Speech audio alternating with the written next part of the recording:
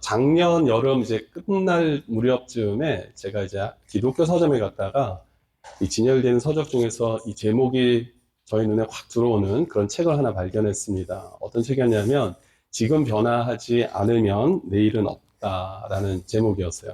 혹시 읽어보신 분들 계시는지 모르겠는데 한국에 이제 분당 우리 교회 담임하시는 이찬수 목사님이 쓰신 책이었어요. 지금 한국 교회가 굉장히 위기다. 그래서 이 위기를 잘 이겨나가야 된다. 그렇지 않으면 참 어려운 또 상황들이 닥칠 수 있다. 이제 이런 대체적인 내용 속에서 대안을 제시하는 이제 그런 내용이 전체 골자가 되는데요. 그러면서 전체 내용은 제가 여기서 소개할 수는 없지만 이 첫 챕터에 이 하나의 소개된 인용하셨던 말씀을 여러분들과 좀 나누려고 합니다. 그 첫 챕터에 보면은 레오나르드 스윗이라는 박사님이 이 한국 교회를 분석하면서 네 가지 유형으로 이렇게 분리를 좀 해놨어요. 그러니까 우리 한국 교회들이 지금 네 개의 이 분류된 유형에 다 포함이 된다고 하는데 레벨이 있다라는 거, 단계가 있다라는 겁니다. 첫 번째는 어떤 단계에 있는 교회가 있냐면은 미션 철치라는 겁니다. 그러니까 이것은 한국말로는 사명 중심 교회라고 이렇게 번역을 하셨는데 그렇죠. 이제 모든 교회는 다 각자 주신 사명을 가지고 교회를 시작하죠. 그리고 사명감이 불타오르고 뜨거운 열정을 가지고 교회를 시작을 합니다. 근데 이제 시간이 지나면 이제 어떤 교회가 되냐면은 미니스트리 철치가 된다라는 겁니다. 이것을 목회적 교회로 이렇게 번역을 하셨는데 약간 좀 일 중심, 사역 중심의 이제 교회들이 되어 간다라는 겁니다. 뭐 이것도 크게 문제가 되지는 않을 것 같아요. 근데 이제 세 번째 단계부터는 조금씩 한국 교회가 어려워질 수 있는 단계에 가게 되는데 그것을 뭐라고 표현하고 있냐면은 메인테너스 처치라고 이렇게 표현을 했습니다. 이것을 현상 유지적 교회라고 이렇게 번역을 하셨어요. 뭐 메인테너스 처치 이름 그대로 그냥 유지하고 관리하는 수준의 교회가 이제 되어 간다라는 겁니다. 그러니까 교회를 다른 어떤 사명을 점점 잃어가고 이제 관리 체제로 가는데 급급한 교회들이 되어 간다라는 사실인데 이때부터 특별히 특징이 하나 생긴대요. 어떤 특징이냐면은 사람들 사이에서 이런 대화들이 많이 오간다는 겁니다. 과거 얘기. 야, 우리 교회가 과거에는 말이지, 나 때는 말이지, 뭐 이런 얘기들을 많이 하면서 점차 교회가 조금씩 예전을 자꾸만 그리워하고 지금 당장 나가는 것에 관심이 없고 나 때 참 이런 일이 있었는데 내 옛날의 신앙생활은 이랬는데라고 하면서 이런 얘기들이 많아진다라는 겁니다. 그리고 마지막 단계가 뭐냐면 Museum Church. 뭐 이름 그대로 이것은 뭐 특별히 우리가 소개를 하지 않아도 어떤 교회인지 알 거 아닙니까? 그렇죠? 그냥 존재만 하는 거예요. 껍데기만 남아있는 교회, 뮤지엄 철치가 된 거, 박물관 교회가 돼버린 겁니다. 그러면서 이제 네 개의 유형의 교회들이 있고, 지금 이제 점점 이 교회들이, 이제 한국 교회들이 뮤지엄 철치로 가고 있다, 이제 이런 거에 대한 위기의식을 가지고 이 목사님께서 이제 책을 저술을 하신 건데요. 제가 그 작년에 이 책을 읽었을 때도 굉장히 좀 많이 도전이 됐습니다. 그리고 참 많은 깨달음이 있었는데, 그러다가 시간이 흐르고 올 초쯤에 제가 이런저런 자료를 찾다가 유튜브에서 한국 뉴스를 하나 좀 봤습니다. 어떤 뉴스였냐면은 인천 어느 한 지역에 대형 카페가 하나 오픈을 했는데요. 사람이 너무나 많은 거예요. 인기 폭발입니다. 화면을 보니까 무슨 뭐 팀파크 사람들 막 연휴 때 차들 막 줄줄이 길가에 막 쭉 늘어선 것처럼 이 카페를 가겠다고 그 지역에 차들이 쭉 이렇게 줄 서 있는 겁니다. 막 드라이브 스루 이렇게 길게 있듯이 거기 주차장을 들어가려고 빠지지가 않는 거예요. 엄청나게 많은 사람들이 몰립니다. 심지어는 이 동네 사람들이 너무 불편하니까 이 농장 지역에 있는 자신의 그 트랙터를 가지고 와가지고 길을 막아버리기까지 했어요. 그래서 시비가 붙는 겁니다. 당신들 오지 말라고. 여기 지금 자리도 좁은데 너네 때문에 우리 되게 불편하다 막 하면서 싸우는 장면도 뉴스에 보여질 정도로 너무나 좋은 카페가 들어온 겁니다. 그래서 화면을 보니까요. 진짜 너무 좋아요. 실내, 실외 다 돼 있는데 언제 우리 한번 같이 인천 가면 거기 한번 꼭 가고 싶어요. 너무 좋은 거예요. 아, 내가 한국 가면 꼭 가봐야겠다. 이런 마음을 갖고는 또 이렇게 보고 있는데 정말 충격적인 사실은 뭐냐면 여기가 예전에 어떤 장소였을까요? 교회입니다, 교회. 무려 120년의 역사를 가진 교회였어요. 이 건물 내외적으로 너무 잘 돼 있는 거예요. 근데 그거를 또 이제 그 카페에 인수한 업자가 얼마나 또 리모델링을 잘했겠습니까? 너무 이쁜 곳에서 사람들이 식사를 하고 뭐 이런저런 대화를 나누는 그 장면들이 비춰주는데 처음에는 와 너무 좋다라는 생각을 하다가 그 다음에 너무 충격에 저도 빠지게 됐습니다.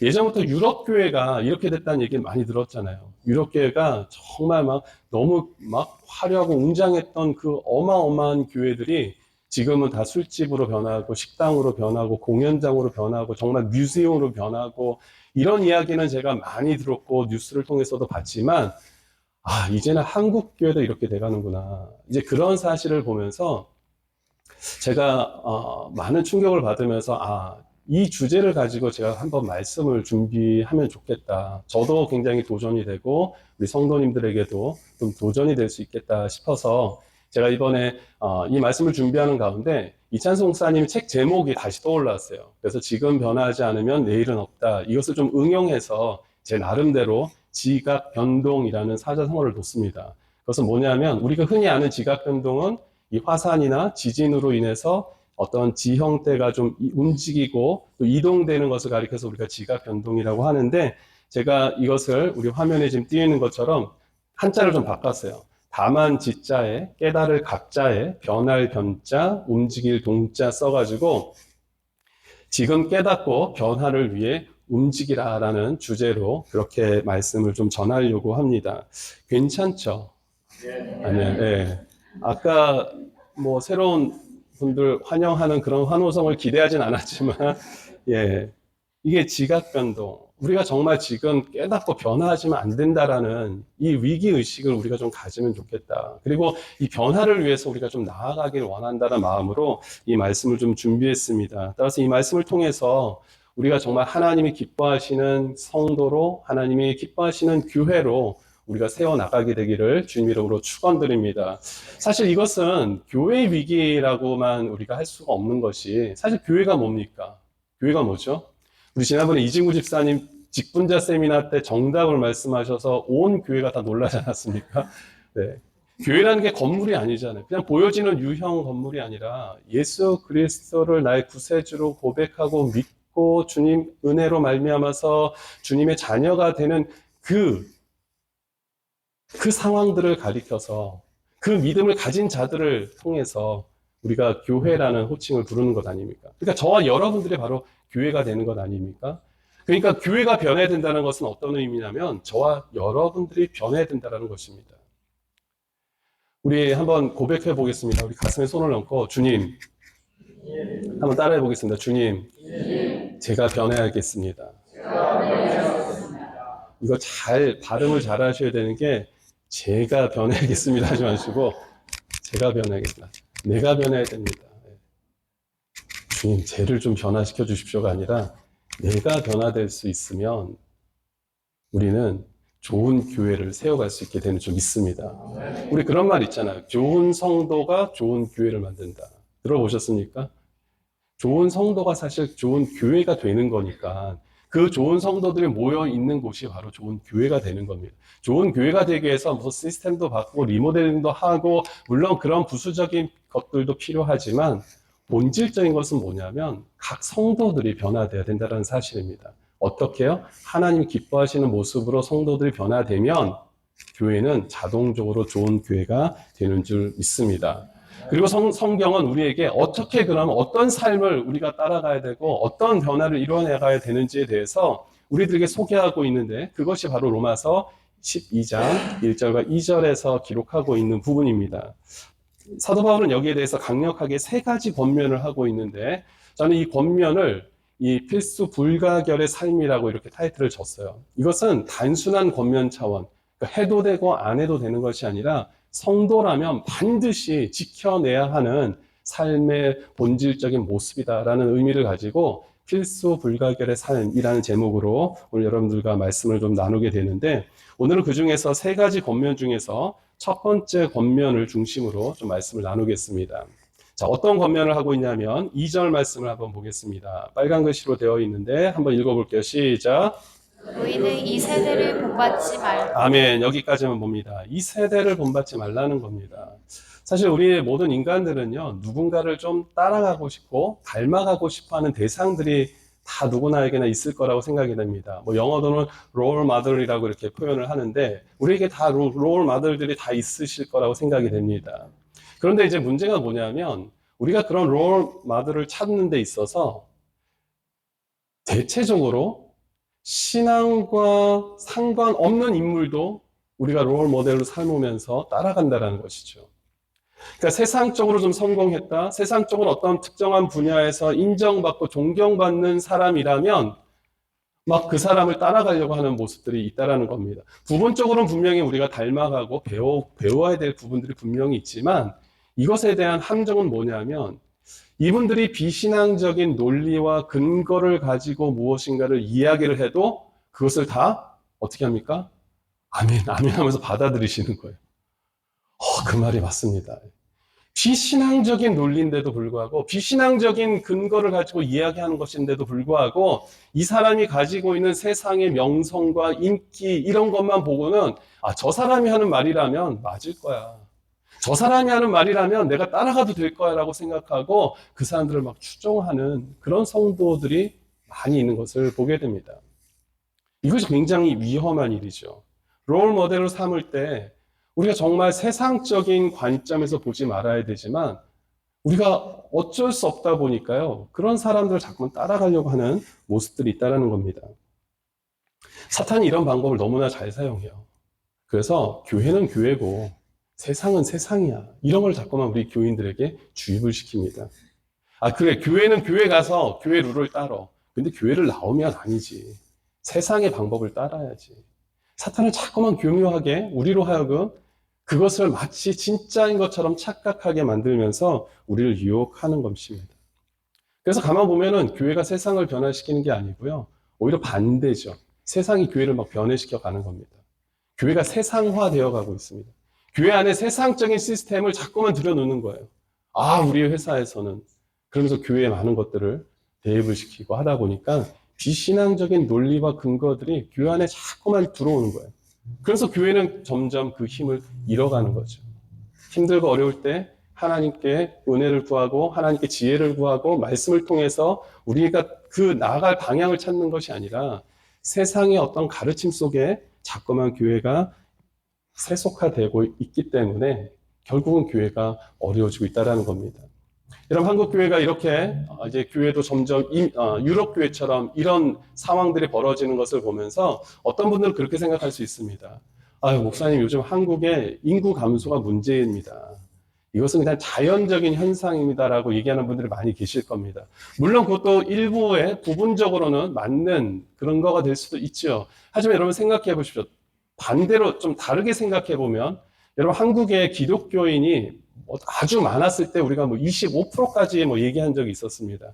근데 그것은 약간 좀 부풀린 좀 숫자라고 저는 생각이 되고 그렇다고 쳐도 25%라고 쳐도 나머지는 몇 프로입니까? 100 빼기 25는 75. 75%의 인구는요 아직도 넌 크리스찬들이라는 겁니다. 한국의 교회가 아무리 많아도 그 다른 75%를 전도해서 교회로 데리고 와야 되는 사명이 있다면은 그것을 지켜간다면 교회는 결코 지금 문을 닫아서는 안 된다는 겁니다. 인구가 감소가 되는 거 당연하죠. 근데 그것 때문에 교회를 닫는 것은 아직은 인구 감소를 이유로만 되기에는요. 아직 한국 교회가 해야 될 일이 너무나 많은 거예요. 75%입니다. 만약에 기독교인이 20%라 그러면 80%가 아직 남아있는 거고요. 15%라 그러면 더 많이 남아있는 거죠. 그 숫자들을 전도하면서 나아가지 못하는 것에 대해서 위기의식을 갖지 못하고 오히려 그것은 너무나 당연한 일입니다. 보십시오. 한국 교회들 뿐만 아니라 여러 가지 면에서 다 어렵습니다. 그렇게만 우리가 이야기하기 시작한다면 그것이 바로 교회가 세상화되어 가고 있다는 겁니다. 아직 우리가 믿지 않는 분들이 얼마나 많은데요. 그분들을 다 전도해 갖고 데려오면은 교회가 지금 차고 넘쳐야 되죠. 이민교회도 마찬가지입니다. 이민교회도 지금 얼마나 이민자들이 줄어들어서 교회가 감소한다? 이유가 되죠. 그것도 물론 하나의 팩트입니다. 하지만 그러면은 다른 이면에서 교회가 얼마나 전도하고 있는가? 얼마나 믿지 않는 이민자들에게 우리가 지금 손을 내밀고 그들의 복음을 받아들이기 위해서 얼마나 노력하고 있는가를 우리는 분명히 봐야 됩니다. 그러지 않고 자꾸만 세상적인 기준, 세상적인 데이터만 가지고 이야기를 하기 시작하면 결국은 교회는 세상화될 수밖에 없습니다. 그래서 오늘 본문에서 사도 바울이 처음부터 말씀하는 것은 뭐냐면 이 세대를 본받지 말라는 겁니다.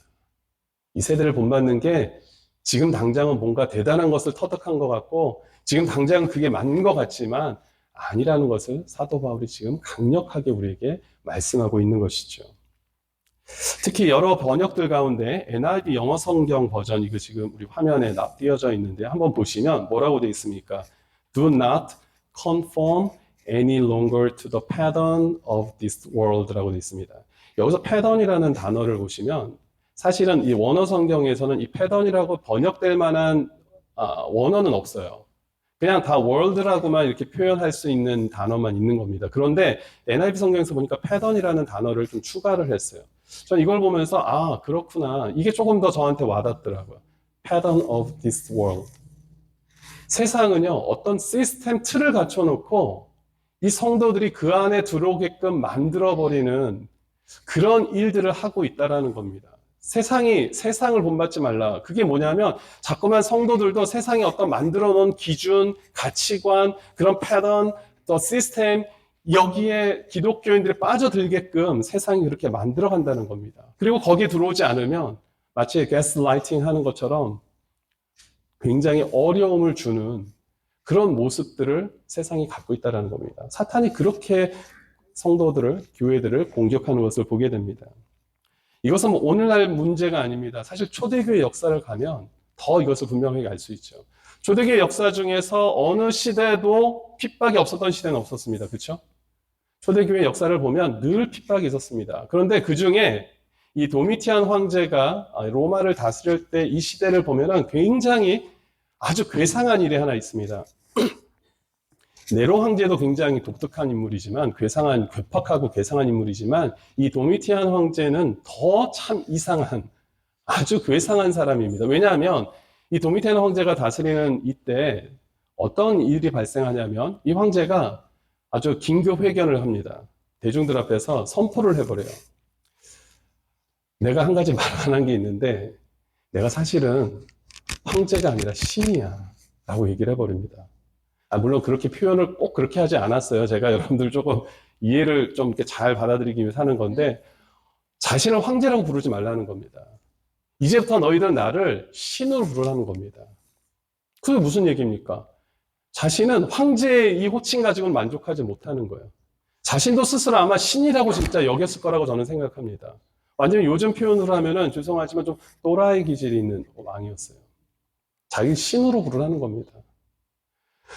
신으로 부르지 않으면 어떻게 합니까? 엄청난 핍박과 박해가 주어지는 거예요. 그런데 다른 종교들은 하나도 문제가 될 거 없잖아요. 왜냐하면 다른 종교들은 다 다신교니까.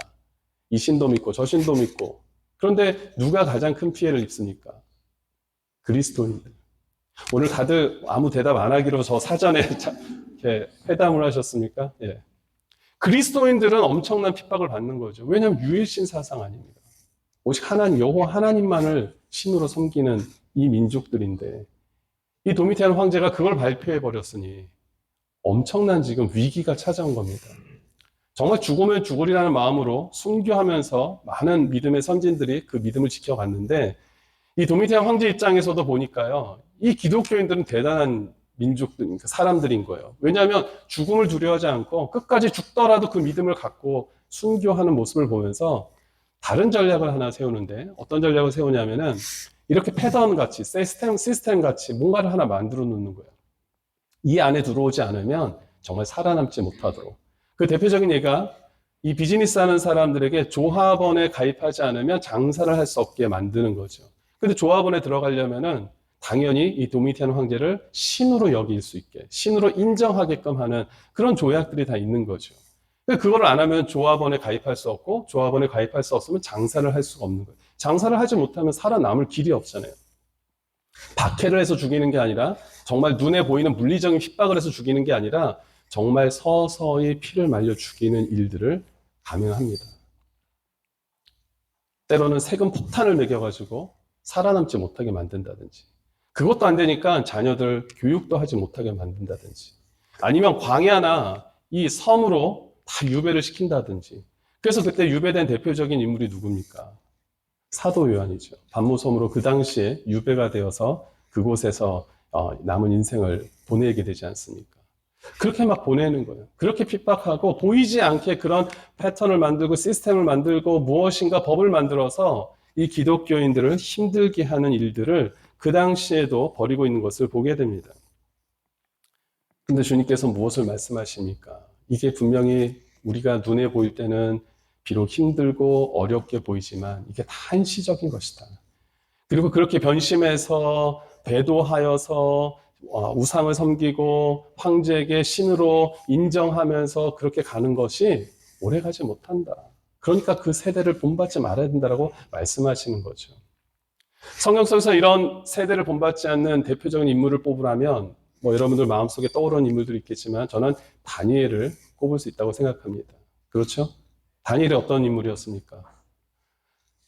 다니엘이 바벨론 포로로 간 사람 아닙니까? 그러니까 바벨론의 입장에서 보면은 이 다니엘은요, 이민자입니다. 더 정확하게 말하면은 이 포로자입니다. 그런데 이 다리오 왕 시절에요, 다리오 왕 시절뿐만 아니라 이 다니엘은 어느 시대든지 왕으로부터 인정을 받게 되는데, 특별히 다리오 왕이 다스리는 그때 이 다니엘에게 중요한 직책을 맡기죠. 다리오 왕이 총리 3명을 뽑고 그 중에 한 명이 이제 다니엘인데, 그리고 120명의 관원을 둬서 이 전국을 다 다스리게 합니다. 그런데 이 다니엘에게 이 전체를 관할하고 관장하고 이 사람들을 다스릴 수 있는 권한을 주는 거예요. 그러니까 오늘날로 말하면 부통령 정도 될 수 있겠죠. 수석 총리 정도 될 수 있겠죠. 그 역할을 만들어버린 겁니다. 그러니까 굴러들어온 돌이 박힌 돌을 빼낸다고 기존의 그 지역에 있어서 관료가 된 사람들한테 시기 질투를 받는 거예요. 아니, 저 사람은 이민자인데 저 사람 언제 우리가 봤다고? 난리가 나는 겁니다. 그러면서 그들이 연합하여서 단합하여서 계략을 짜기 시작하죠. 어떻게 하면 다니엘을 무너뜨릴 수 있을까? 어떻게 하면 다니엘을 흠집내서 지금 이 직분을 뺏어버릴 수 있을까? 자신들이 막 계략을 짜요. 그러면서 계략을 짠 게 뭡니까? 왕에게 제안을 합니다. 어떤 제안을 하느냐? 다니엘서 6장 7절 말씀 같이 한번 볼게요. 시작. 나라의 모든 총리와 지사와 총독과 법관과 관원이 의논하고 왕에게 한 법률을 세우며 한 금령을 정하실 것을 구하나이다.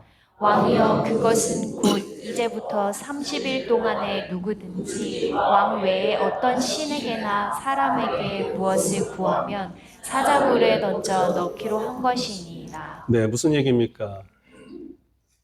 왕에게 한 가지 제안을 하는데, 이제부터 30일 동안에 오직 왕에게만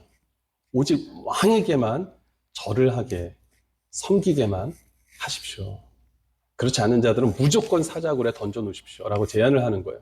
왕 입장에서는 이게 나쁠 게 없어요. 아, 그렇구나. 우리 모든 백성들이 나만 섬기게 할 수 있는 좋은 기회구나. 근데 그것을 자기 입으로 얘기한 게 아니라 오히려 부하들이, 신하들이 그걸 제안했으니까 얼마나 좋습니까? 그래, 그럼 너희들이 원하는 대로 해봐. 허락을 해준다고요. 그러고 나서 이 부하들이 어떻게 합니까? 이 관료들이 다니엘이 어떻게 하는지를 옆에서 지켜보는 거예요. 근데 다니엘이 어떻게 합니까? 10절 말씀 한번 봅니다. 10절 시작. 다니엘이 이 조서에 왕의 도장이 찍힌 것을 알고도 자기 집에 돌아가서는 윗방에 올라가 예루살렘으로 향한 창문을 열고 전에 하던 대로 하루 3번씩 무릎을 꿇고 기도하며 그의 하나님께 감사하였더라. 아멘. 왕에게 절하지 않으면 자기가 사자굴에 던져서 죽임을 당할 것을 알고서도 그는 늘 하던 대로 하나님께 기도하였다라는 겁니다. 결국 어떻게 됩니까? 다니엘이 사자굴에 던져지게 되지만 죽지 않고 살아나오죠. 그러자 그 다리오 왕이 너무나 이 다니엘을 이뻐하고 아끼니까요. 이것을 보면서 야, 다니엘이 믿는 하나님이 참된 하나님이 맞다. 그러면서 그를 모함했던 그 나머지 부하들을 다 사자굴에 집어넣지 않습니까? 그를 무너뜨리려고 하는 모든 세력들을 오히려 죽음에 몰아넣게 되는 것. 이것이 다니엘을 통해서 우리에게 보여주시는 정말 하나님께서 역사하시는 모습이 아닌가 생각이 됩니다. 사탄은 어떻게 해서든지 하나님의 사람들을, 하나님을 정말 제대로 잘 순수하게 믿으려고 하는 사람들을 어떻게 해서든지 올무에 넣으려고 하지만 하나님께서 또한 그들을 지키시고 보호하시는 줄 믿으시기 바랍니다. 그럼 지금까지 우리가 이 세대를 본받지 말라라는 이 큰 또 중간의 주제를 가지고 말씀을 나눴는데요. 이 사탄이 우리를 이렇게 유혹한다는 겁니다. 근데 더 무서운 사실이 하나 있습니다. 네, 아주 정확한 타이밍에 네, 저도 무서울 정도로 더 무서운 것은 뭐냐면은 이렇게 핍박이라는 것이요, 우리가 생각할 때 엄청나게만 느껴지는 것만을 우리는 핍박이라고 생각할 수 있는데, 그리고 세상화, 세속화된다라는 것이 정말 막 우리를 벌벌 떠게 하는 어떤 그런 모습만 생각할 수 있는데, 사실 그렇지 않습니다. 요즘 시대의 이 성도들을 무너뜨리려는 전략은요, 단순히 무섭게만 하지 않아요. 오히려 세속화되어 가는 과정을 인조하게 만듭니다. 굉장히 즐겁게 만들어요. 내가 하나님을 벗어나는데 그게 너무 즐거운 거예요. 내가 분명히 하나님 뜻대로 살지 않고 있는데 그게 더 막 전율이 오르고 아주 기쁨이 넘치는 그런 마음을 주게 한다는 것입니다. 너무나 자연스럽게 그렇게 가는 거예요. 대표적인 예가 뭡니까? 아이들이 보는 만화 영화가 애니메이션이 그렇잖아요. 우리 아이들하고 저도 많이 어렸을 때 뭐 만화 영화도 보고 하는데 그 가운데 사실은 엄청나게 비기독적이고 비신앙적인 내용들이 너무나 많은 겁니다. 요즘 애니메이션은 대체적으로 동성애가 끼지 않으면 안 돼요. 그러니까 어렸을 때부터 그걸 보고 자라는 애들은 어떻습니까? 내가 좋아하는 캐릭터, 인기 있는 캐릭터들을 너무나 동성애 그런 것들이 너무 자연스러우니까요. 지금 자라나는 다음 세대들은요. 그게 너무나 자연스러운 거예요. 사탄의 전략이 그렇습니다. 너 예수 믿으면 죽여? 이제는 그런 거 가지고 공략하는 게 아니라 적어도 아직도 뭐 그런 공산주의 국가는 그렇게 나가겠지만 이제 어느 정도 우리의 삶을 좀 갖출 수 있는 이 지역에서는요, 이젠 그런 방식보다는 너무나 자연스럽게 사상과 이념, 철학, 문화, 예술, 종교뿐만 아니라 뭐 스포츠면 스포츠. 여러분 지난 파리 올림픽 개막전 보셨습니까? 막 여러분 뭐 핵에 망측한 일이 벌어지지 않습니까? 예수님과 예수님의 제자들의 그 최후의 만찬의 모습을 마치 패러디 해가지고 거기에 동성애자들이 나아가서 막 설치고 심지어는 어떤 사람의 성기까지 노출되는 것, 뭐 실수라고는 하지만 저는 의도적이라고 생각합니다. 그런 모든 것들이 막 그렇게 가는 거예요. 근데 젊은 사람들이 그걸 보면요 재밌어 하거든요. 그리고 와 멋지다, 재밌다, 신선하다, 신박하다. 그러면서 그걸 따라가는 거예요.